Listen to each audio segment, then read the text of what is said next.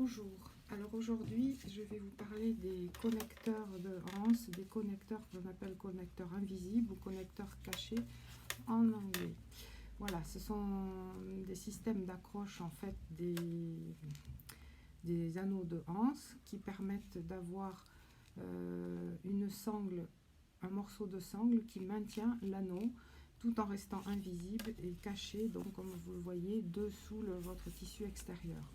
Voilà, je ne sais pas si vous voyez. Alors vous allez trouver sur le net pas mal de tutos concernant cette façon de faire. Et là j'ai trouvé un système qui me paraît intéressant, un peu plus original, à savoir c'est un système où il n'y a pas de couture apparente le long du bord, le long de ce bord ici, et donc en fait le bord ici ne reste pas accru. Souvent on vous montre des systèmes d'attache de hanche cachée comme ça avec un bord qui est laissé accru en bas, et des fois ça peut être pas très joli hein, au niveau finition. Là comme on peut le voir, vous avez donc une finition avec un bord ici qui est retourné, donc pas de bord accru, pas de couture non plus apparente ici. Le petit rivet que j'ai mis, il est presque uniquement pour décorer hein, puisque tout le reste en fait de la tâche est bien tenu par des coutures qui sont faites sur la partie en mousse de votre sur l'entoilage quoi. Voilà.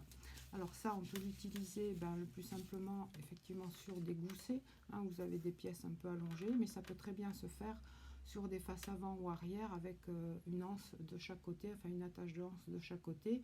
Il faut répéter le processus, simplement il faut le faire avant de solidariser votre mousse avec le tissu extérieur, puisqu'on doit le soulever pour faire certaines coutures. Voilà, c'est la seule chose. Donc il suffit éventuellement sur les pièces avant ou arrière de fixer juste le haut de votre mousse avec le tissu extérieur. Après vous posez vos deux attaches de hanse, et puis après vous finissez comme habituellement à coudre votre mousse sur le bas et le côté du sac. Voilà, donc j'ai trouvé ça intéressant et je vais vous montrer un petit peu comment ça fonctionne. Alors c'est pas moi qui ai inventé la chose hein, je l'ai vu sur un groupe anglais et je me suis dit ce serait peut-être intéressant de faire une vidéo là-dessus pour vous montrer, parce qu'en fait c'est tout simple. Donc d'abord il va falloir préparer la sangle en fait qui maintient le petit bout de sangle qui maintient l'anneau. Alors l'anneau ça peut être un anneau comme ceci, ou bien des anneaux, des personnes m'ont demandé par rapport à l'utilisation de ces anneaux, ça peut être aussi des anneaux comme ça en X qui sont très jolis aussi, qu'on fixe en bas avec le connecteur, et en haut vous fixez votre anse hein. Voilà. Donc d'abord pour préparer le morceau de sangle, vous allez prendre un morceau qui fait à peu près 15 cm à peu près hein, de long. Et comme on veut avoir une sangle de 25 mm, enfin 2 cm et demi, et qu'on va la retourner, on prend donc une largeur de 5 cm pour obtenir à la fin une sangle de 2,5 cm. Pour ça, vous allez tracer sur le milieu, sur toute la longueur, un trait à 2 cm et demi. Ensuite, il va falloir renforcer quand même ce simili qui sinon va être juste en double épaisseur hein, ça peut être fragile. Donc moi j'aime bien renforcer avec du décoville, tout simplement une bande de décoville que je découpe un tout petit peu plus petite, je sais pas si vous voyez, un petit peu moins longue que votre sangle, que votre bout de sangle. Et là je vais la fixer avec de la colle. En fait j'utilise beaucoup la colle de la colle néoprène hein, qu'on utilise pour le cuir, mais ça colle très bien sur le simili et puis le décoville hein. Donc on met un peu de colle partout là. Voilà. Voilà. Après vous appliquez sur votre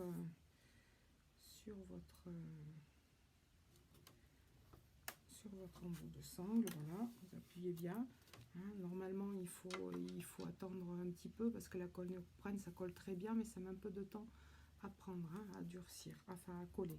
Donc ensuite on va replier par le milieu nos deux bords, donc vous prolongez, pour ça que j'ai fait les bords la bande de décoville un tout petit peu plus étroit, un tout petit peu plus courte, de façon à bien Voilà, hein, donc vous avez tracé votre milieu. Alors après, moi j'utilise beaucoup les rubans double face en fait. Voilà, donc je mets un morceau de ruban double face de ce côté. Alors c'est des morceaux des double faces en fait que je partage en deux parce que souvent ils sont trop larges. Donc je les coupe en deux par le milieu. Hein. Voilà, pour avoir quelque chose de pas trop large. Hein. Au départ j'utilise ce genre de ce rouleau en fait et je le coupe en deux pour avoir deux morceaux. Voilà, ensuite on décolle les deux parties. Vous appliquez bien vers le milieu en suivant votre ligne. Là. On fait pareil pour l'autre côté.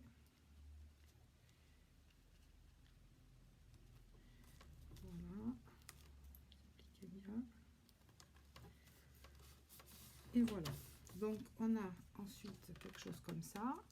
Il va falloir bien sûr, pour que ça soit plus joli, enfin, il va falloir fixer par une surpiqûre tout le long des bords. Hein, voilà. Alors pour aller plus vite, je l'ai fait à l'avance. Donc voilà, tac tac, ça y est, on a notre petite bande qui est prête pour fixer notre connecteur. Donc à l'intérieur, vous avez le décoville qui vient renforcer. Alors donc ensuite, vous allez prendre votre tissu extérieur, hein, et il va falloir faire une marque à l'endroit, sur l'envers du tissu extérieur, à l'endroit où vous voulez fixer votre bas de connecteur, hein, puisqu'en fait l'incision correspond bien au bas, hein, et non pas à cette partie là mais au bas, donc il faut situer à peu près où vous voulez mettre cette incision, hein, voilà. Donc notre sangle fait 2,5 cm. Il faut faire une incision un tout petit peu plus large. On l'a fait de 3 cm, de façon qu'il y ait un peu de jeu, que ça puisse bien se replier. Voilà, donc vous tracez ça. Ensuite, avec un cutter, vous mettez de préférence, voilà.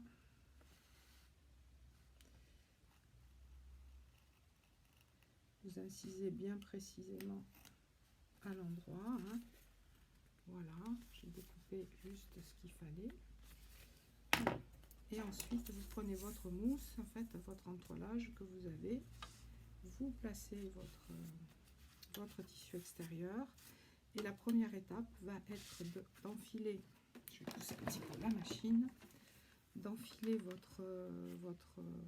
votre sangle à l'intérieur de, je ne sais pas si vous voyez, hop, on enfile un petit peu à l'intérieur, hein, donc vous enfilez un morceau, hein, 4-5 cm, voilà, et en pensant à mettre vers vous le côté intérieur en fait de la sangle. Voilà, une fois que vous avez ça, on va prendre des pinces et puis vous allez stabiliser un petit peu en haut pour que ça ne bouge pas. Voilà, et vous reposez sur votre molleton. On peut attacher tout ensemble même. Voilà, on reste bien au milieu. Voilà, hein, on a ça. Donc après, il va falloir faire une couture juste au-dessus, sur la sangle, mais au-dessus, juste à peine au-dessus de votre incision, de façon à coudre la sangle avec le tissu extérieur et l'entoilage. Hein. Donc la couture, elle se fait ici, là, juste sur le... Je ne sais pas si vous voyez bien, voilà, hein, juste au-dessus, ici, là, au-dessus de votre... Vous prenez pas... Hein, la partie basse grise, mais juste la sangle, et il ne faut pas dépasser non plus, il faut prendre vraiment du bord de la sangle à l'autre bord, n'allez pas plus loin, vous faites un point d'arrêt avant et après, hein, voilà. Alors, la machine, donc je commence, je couds une couture juste au bord.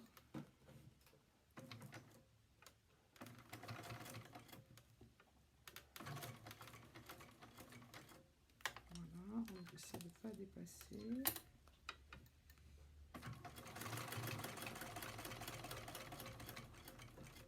Voilà. Un peu d'arrêt.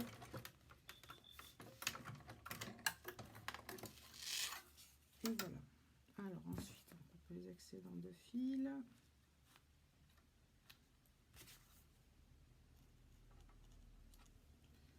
Voilà, donc on a fixé notre partie supérieure, hein, avec l'entoilage et le tissu extérieur. Donc on va mettre ça. Ensuite, la deuxième chose, on va aller insérer notre anneau en haut, voilà, en laissant un petit peu de mou, hein, c'est-à-dire que vous ne venez pas le bloquer contre, hein, il faut quand même que pas trop contre, il faut laisser un petit peu de marge, un petit peu de mou, hein, un demi-centimètre, vous voyez là, je suis, voilà, et donc ensuite vous enfilez à l'intérieur de l'incision, par-dessous votre tissu extérieur, la deuxième partie de la sangle. Voilà, on la fait descendre normalement. Voilà. Donc hein, un petit peu de mou, hein, pas trop ras. Voilà, et vous la passez dessous. Voilà, vous vous trouvez donc avec quelque chose comme ça. Alors, très souvent, dans les tutos que vous allez voir, à ce stade-là, on va vous demander de faire une petite couture le long de ce bord. Et ce qui fait que, en fait, vous vous retrouvez avec ce bord-là, ici, accru, et une couture ici, qui parfois, ça fait pas très joli, parce qu'on n'arrive pas bien à faire les points d'arrêt. Le point n'est pas très joli, on a le bord, en fait, accru, qui peut s'effilocher, c'est pas très joli. Donc, la technique que j'avais trouvée, là, sur un site américain, elle retourne... vous retournez votre tissu extérieur et vous allez vous retrouver comme ça, avec votre incision sur la sangle qui rentrait à l'intérieur. Et là, à ce stade-là, vous allez faire une couture tout au bord de l'incision, mais par-dessus. Voilà, ici, là, un trait comme ça, là, ici, en coup, ici, de façon à fixer tout l'ensemble avec l'entoilage. Voilà. Alors on y va, c'est pareil, hein. Vous pouvez là par contre pas trop dépasser non plus le... Hein, parfois ça peut être un peu épais.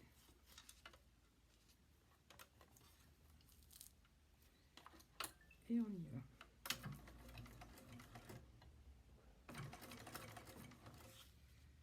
Voilà.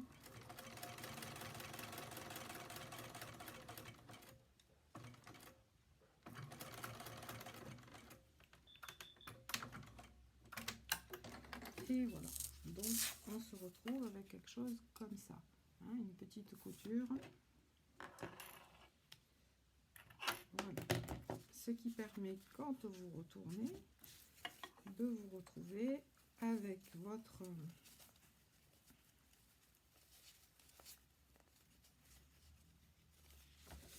bien installé, avec ici, donc quelque chose comme ça, où vous n'avez pas en fait de couture apparente et pas de bord accru, hein. Le bord en fait il est retourné, ce qui fait que c'est quand même plus joli que ces bords un peu qui peuvent s'effilocher. Voilà, donc une fois que c'est fait ça, après il va vous rester, vous allez vous tirer bien pour bien mettre tout en place.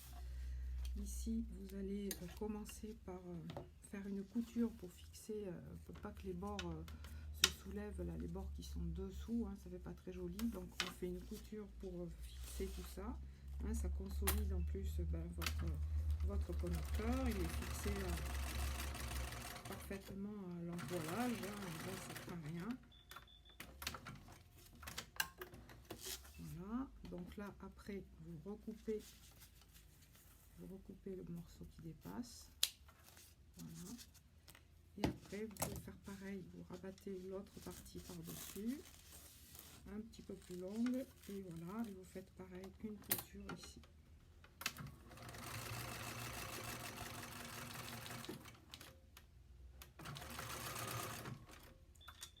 Voilà. Et vous enlevez pareil l'excédent.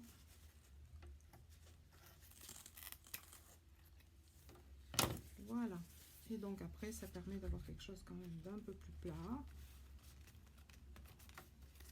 Voilà, on se retrouve avec quelque chose comme ça, où votre connecteur est parfaitement fixé, hein, par en haut, deux coutures par en bas, la couture qui tient le repli de tissu. hein, voilà, et vous avez quelque chose comme ça. Voilà, et alors après, évidemment, si vous pouvez mettre ici, là, à ce niveau-là, ben, un rivet, hein. Moi je l'ai fait sur celui-là parce que ben, ça fait joli. Mais en fait, hein, le rivet, il est vraiment en soutien, hein. La couture tient très bien de par tout ce que vous avez mis devant et derrière. Voilà, donc là, vous avez ben, ce qu'on appelle les hidden connectors, avec des bords accrus non apparents et pas de couture non plus de soutien apparente en bas. Voilà, j'espère que ça vous a plu, que j'ai pas trop bafouillé, j'espère, parce que c'est pas évident.